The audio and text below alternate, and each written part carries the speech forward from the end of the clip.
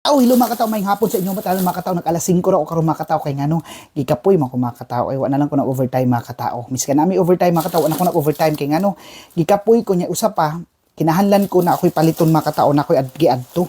Unya nakahapit ko sa groceryhan mga katao. Akong ipakita sa inyo mga katao kung unsa ang kaya nato mapalit kung magtipid ta mga katao, kung ikumpara nato kung unsa pud ang kaya nato mapalit sa Pilipinas. Just in case na mga katao ba, tao lang mo nato good. So mao ni mga katao kung naggrocery ko mga katao tawo mga katao ha.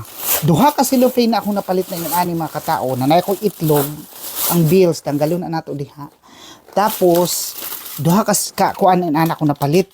Tanaw na to kung unsa na siya mga katao. Ang total sa akong napalit mga katao is tara mga katao 84,000 mao ba na 84,520. Ato na i-convert later mga katao kung pila na sa peso. So sanahon sa nato unsan atong napalit mga katao sa 84,000 won. So tanawon nato mga katao na itlog. Na itlog sa ka-tray na ay tinapay ng ani mga katao. Na ay isa ka junk foods na nachos.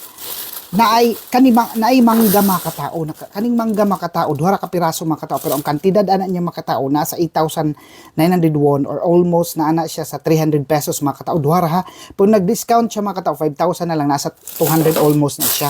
Tapos naapog ko isa ka yung ani mga katao. Isa kay mura siya milk na latte. So made with kuan daw na siya o isa kay ana made sa Brazil daw na siya mga katao. Nagpalit po ko ng ani mga katao spaghetti.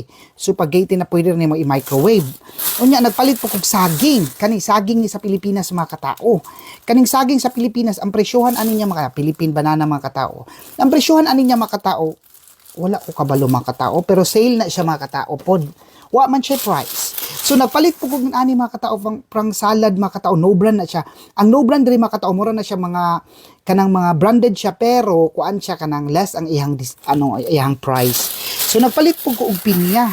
Kani pong pinya mga katao gikan po ni sa ato ang mga katao na dole po na siya mga katao. Sa Pilipinas po ni siya gikan mga katao na Philippine dole. Ang iyang kantidad po ko kabalo mga katao pero medyo pricey po na siya.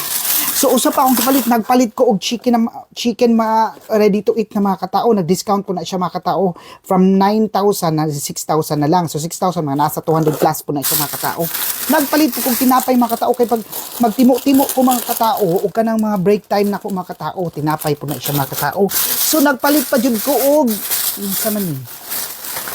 Nagpalit ko og salad mga katao kay usay ganahan ko muka og salad mga katao ana salad na siya mga katao kay na koy dressing sa salad so nipalit ko.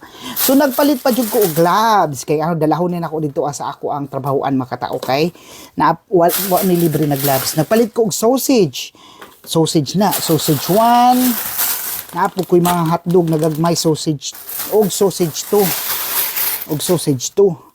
o ana. So mauna siya tanan imong akong napalit mga katao sa 84,000 won. Unya ana kana siya tanan. Kaning nga plastic mga katao kay labot mo na sa imong gibayran mga katao. So ang kantidad ani na ani sa 900 won or equivalent sa 20 pesos na siya mga katao. So ang atong ikwenta na mga katao pila na siya 84,000 mga katao ha 84,000 sa won. Ang kwintada ana mga katao akong ipakita.